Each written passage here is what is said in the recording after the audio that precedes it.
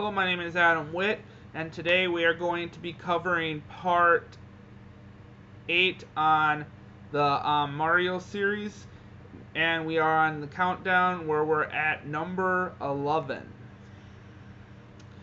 So, out of all the games that I have covered and stuff, do I have enough stuff to talk about when it comes to Mario? Heck yes.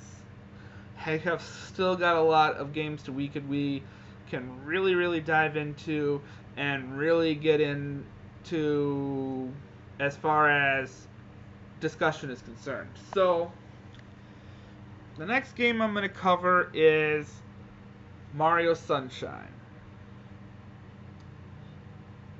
I remember playing Mario Sunshine on the GameCube, and I had to admit I really liked it and stuff, especially when we kind of went back to the Mario 64 thing, and I know I kind of griped about it and stuff.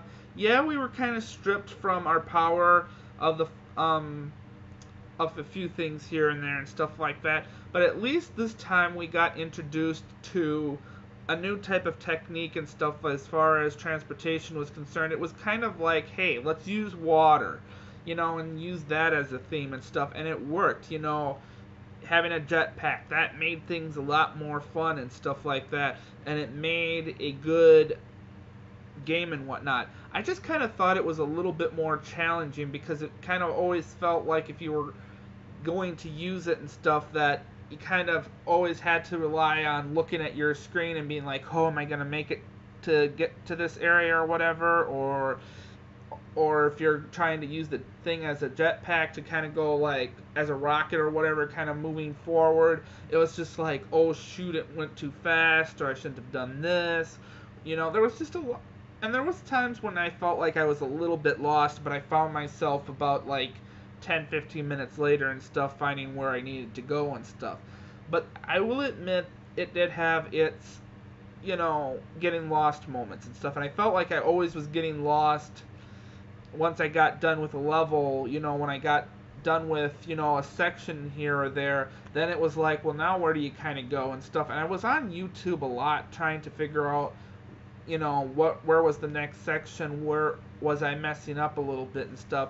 So it was a little bit fun, but yet it was a bit challenging trying to not lose yourself in this game and stuff. So the one thing I will admit, though, is I was watching Game Grumps, I kind of always seemed to like the fact that they had kind of the same struggles as I did, and and yet they still had fun with it and whatnot, and it was a good game and stuff. So I'm kind of glad that when it comes to Game Grumps, I watch those videos and they had the same struggles as I did. I had a lot of issues with certain levels just as much as a lot of people did, and it took a lot of patience, it took a lot of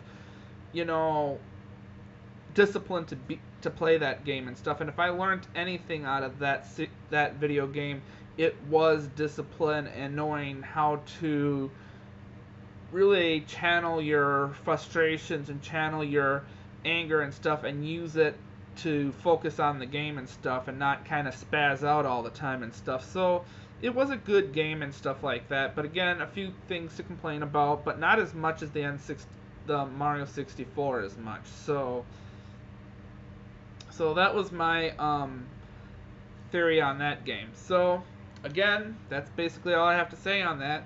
My name is Adam Witt. Thanks for your guys' time. Bye-bye.